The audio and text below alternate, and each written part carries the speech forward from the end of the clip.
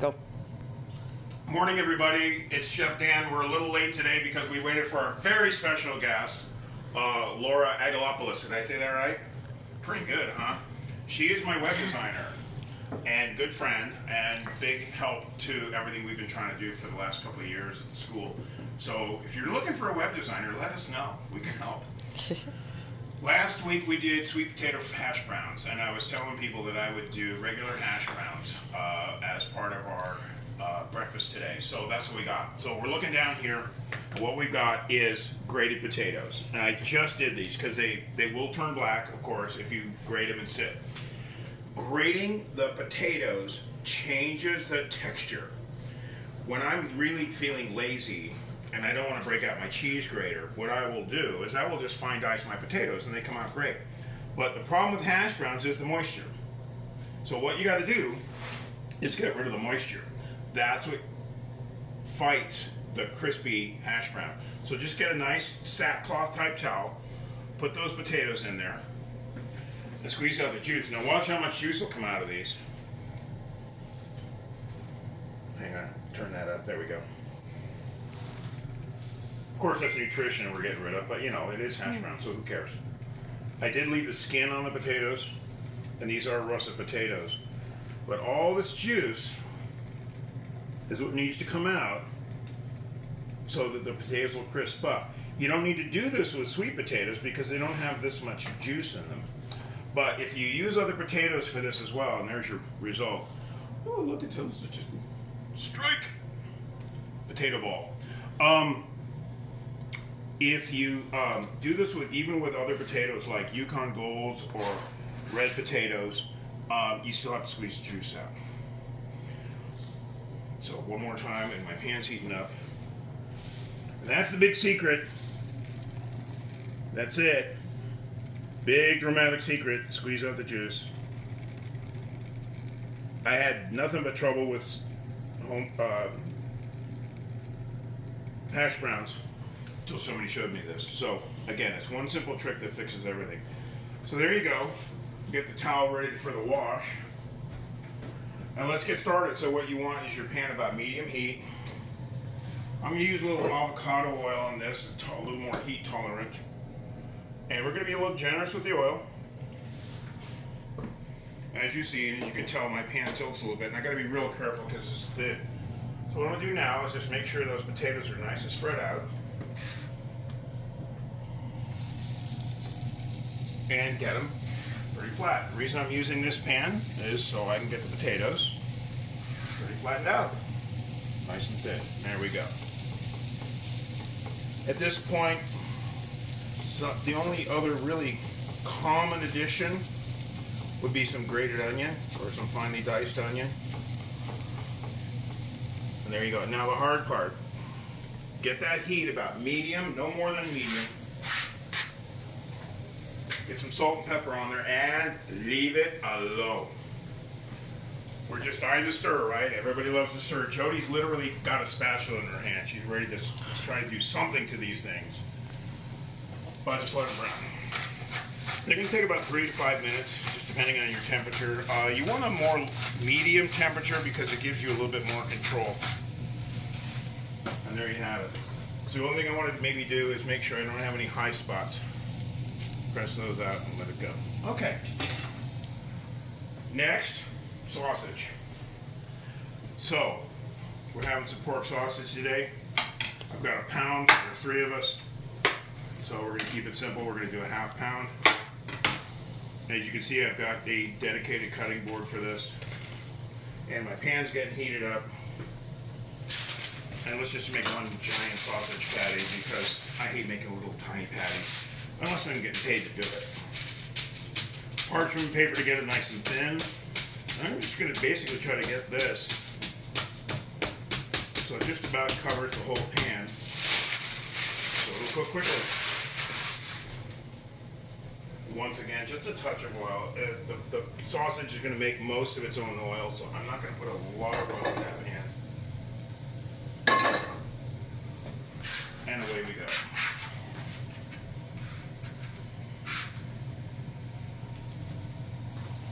That's it. Remove the board. Save it for a rainy day. Get it cleaned to the next thing. And then my rainbow today is yellow squash, Anaheim chili, cauliflower, and onion. That's going to be our rainbow of vegetables today. And we're going to do a fine dice on these today so they'll cook even quicker. Because if you look at my stove at the moment, you'll realize I don't have a lot of room left. So we need everything ultra small. Let me get my knife clean. Ultra small because as soon as I pull the potatoes and the sausage off, I'm actually going to create a little holding box here. Wait a minute.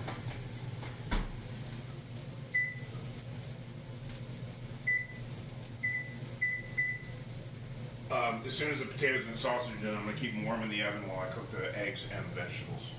That's the goal. So, shred the cauliflower. Don't try to do this at home, everybody. You have to be a highly skilled professional to make this cut so small. You can also just throw your cauliflower into your food processor, and that, of course, is how you can make cauliflower rice, which is just a fancy way to cook cauliflower really quickly with a cool name. Oh, cauliflower rice. No, it's not rice, it's cauliflower. But it's cut small in the grating process to make it cook quick, which is the goal. And also give you the illusion that you're eating grain. So if you're going paleo, oh no, see, I'm eating cauliflower rice, not real rice. So what? I do make some killer twice baked cauliflower rice. It's so good. Oh, cauliflower, make killer what? Twice baked cauliflower rice. Oh, cool. What, cook it and then cook it again? Yep. What fun. With course, cheese and bacon and cream cheese. It's so good. Well, you know, cauliflower pizza crust is really just an omelet. Nothing healthy left. Or a frittata. You know, you cook the cauliflower rice and you cook with eggs and cheese, and all you did was make a frittata, but now it's paleo pizza. So, too much things in the names of food is what we're getting at here. Names in cooking can be very deceptive. We have come to accept certain terms over the years to mean certain things, and then the chefs went, nah, let's make it mean something else. So that's where things get confusing. I could go on and on about that, but what I'm really trying to get at here, and very important for you to understand as the everyday cook, is don't let names deceive you from the techniques, because that's where the confusion lies. And also, it adds mystery rather than remove mystery. And of course, as a teaching chef, my job for the last 20 years has been to remove mystery from cooking. Get a nice rainbow. Let's take a look at our potatoes here. I think we're starting to get some brown, you can tell. See? That's what I'm looking for. So the hard part with this thin pan is turn it over without completely messing up my stovetop. Oh look, hash browns. Well, Nate's not here to clean up your hash brown mess today. Nate's not here to clean up. Oh, you didn't bring Nate and his broom? Look at that. There we go. That's what we're talking about. That's what we're looking for. Those potatoes are going to absorb most of that oil, so you need to be conscientious about that. Because without oil, you're going to have some burn. So if that pan looks really dry of oil, you just sneak a little bit more in there. Let that go. The sausage is about almost halfway cooked. So we're making progress. I still tell this story when I'm teaching. I made a video of how to dice an onion a few years ago, thinking, okay, cool, everybody needs to know how to do that. And then we said, oh, it'll be on YouTube. And I said, okay, cool. So I go to try to find my how to dice an onion video on YouTube. There was over 30 pages. I stopped counting at 30. Pages, not videos, pages of videos on how to dice an onion. The interesting, except for the great machete technique, which some, Polynesian came up with, everybody pretty much does it almost exactly the same, which is why we teach knife skills to get everybody to cut pretty much the same way. In other words, knife skills is where you don't want to be personal. You want to be, you want to use skills that are time honored and proper. Cooking itself should be artistic. Cooking itself can have a little self-expression to it. Knife skills should not. There we go. Now, the only way I know to check the potatoes is to bite. So, what I want to do in the meantime, I want to get my vegetable pan to heat up, which I'm cramming for space. And we're going to use the sausage pan for the eggs to get those done real quick. So I got just enough time to crack some eggs. We're just having scrambled eggs with goat. You like goat cheese? Love goat cheese. Thank God. So we're just going to do scrambled eggs with goat cheese. Chev type goat cheese, which is the classic white, soft. Some people think it tastes like toe jam. True. Oh, it tastes like toe jam. I believe you. Yeah, it's weird. It's weird. And God, don't try to ever serve this to somebody who raised goats. Even the goat butter that I use, they said you can taste the goat in it. So everything that has any kind of goat product in it, if you raised goats, you can taste it in there. And it tastes like goat. What a bummer. So, good thing I didn't raise goats when I was a kid. That's all I can say. Alright, there's the start of our scramble. Now, with little luck, a little timing, we have hash browns. So we're just going to take a little pull out of the center. Give it a try. Special guest Laura. There you go. Yep. Oh. Good. We have hash brown. So we also have sausage. So now I got to create some space, as I said before. So we're going to fold those over, lay that on there, and this whole thing goes in my holding oven, 200 degrees, staying warm until everything else is ready. Which does have to happen fast here, because we're against the clock because of you. And if it wasn't for you, I wouldn't be rushing as much. I'd just be taking my time.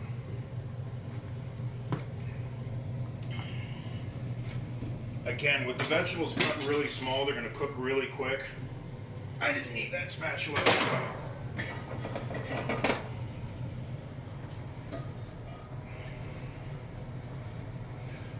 And because the cauliflower is cut so small, it should cook really quick. I've got that on high heat. I'm going to keep it on high heat. Okay? And the only other thing we're going to be adding to that, of course, besides the ever-present turmeric, is we'll wilt some greens in there too. But I'm going to cheat even on that today, as you'll see in a minute. Let's get a little more turmeric in there. You know, I got to get enough for 3.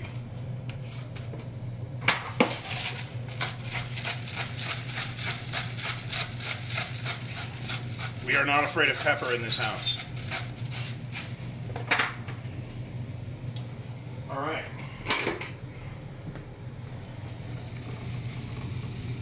Remember, that's high heat. We've got to get that going. So what I'm going to do, I got this little bit of sausage grease. I'm going to wilt my greens in my egg pan, and then I'll transfer it over, and we'll be ready to eat a little bit quicker. So, we'll tidy up.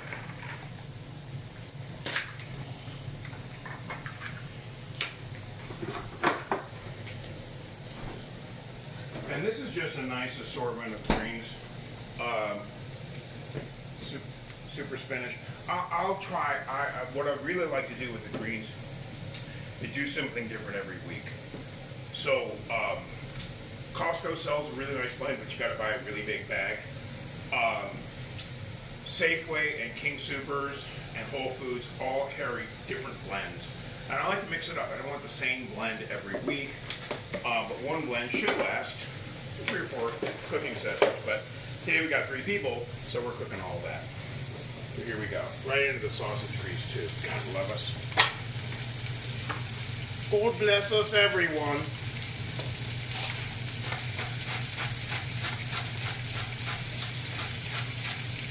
And that should wilt pretty quick. So, after a quick stir of my veggies, we'll start beating up the eggs. These are about 2 minutes away.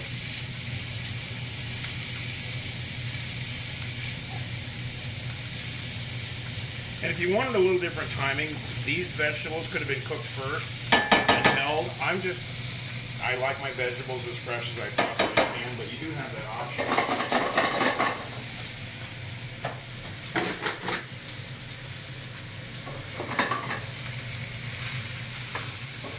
We'll cook down in a minute. Just enough time to beat some eggs.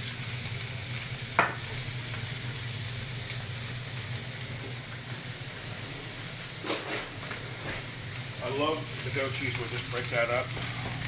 That's going to keep the scrambled eggs super creamy too. If you're not a goat cheese fan, a good substitute here would be cream cheese. If you want to be vegan, I've even done this with vegan cream cheese. It keeps the eggs nice and moist and rich in flavor. So you do have options here. We like goat cheese, so we're using goat cheese. And remember, you can't just say goat cheese, because goat cheese now comes in Gouda, cheddar, jack, and mozzarella, just to name a few. So you really, and even Midnight Moon goat cheese is a wonderful substitute for Parmesan cheese. So, lots of options. Of course, this is the hidden secret nutritional part of our whole meal, is those wilted greens. Then I don't have to have salad for dinner. I'm so tired of chewing raw lettuce in this lifetime, I tell you. It gets old. So here we go.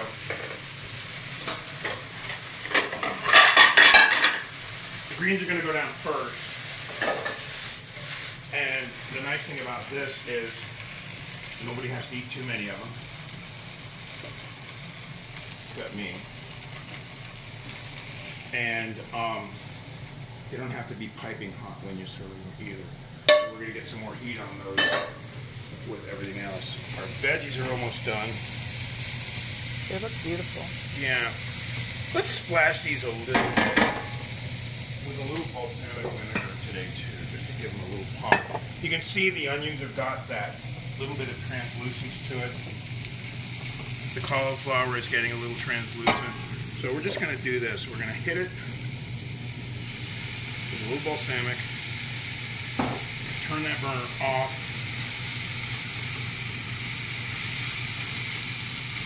And let this finish in that balsamic. So, eggs are always last in my world. So here we go. Remember that handle's hot, Dan.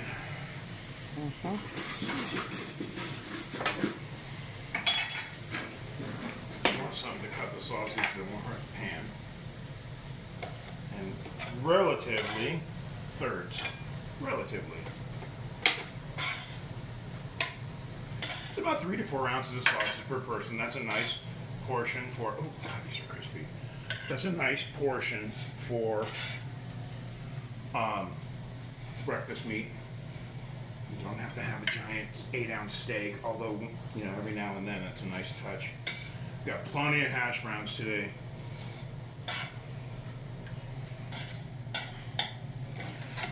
So used to being portion control and everything, I'm probably overdoing the trying to be exact. Can't help myself. All right. So let's get our butter in there. Be a little generous with the butter. And while the butter is melting, let's portion up our veggies.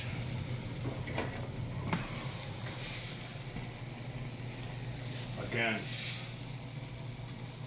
the beautiful thing about this meal, of course, is it carries you through the whole day. Nutritionally, you're really way ahead of the game. You've got a rainbow of vegetables, which is always important, and that rainbow doesn't have to change daily, but it should change maybe twice a week. And again, vegetables is the one thing we just don't eat at breakfast, as a rule. and I've mentioned this before in these videos, the first time I saw this, late 80s, going to a breakfast restaurant in San Diego, and they had stir fry for breakfast. And I thought, that's brilliant. That's brilliant. What a way to start this. So I had stir fry, brown rice, mixed vegetables, a little chicken. It felt great. So again, it's, you know, I love pancakes, don't get me wrong. There are certain things about breakfast that we all love and kind of expect, but if you could just add those vegetables to your everyday breakfast. I mean, really, let's switch over here for just a second. What are we having? We're having sausage and eggs with hash browns. Classic American breakfast. Well, what did we do to bump it up and make it vital for us? We use fresh potatoes instead of frozen hash browns. We got a nice all-natural breakfast sausage.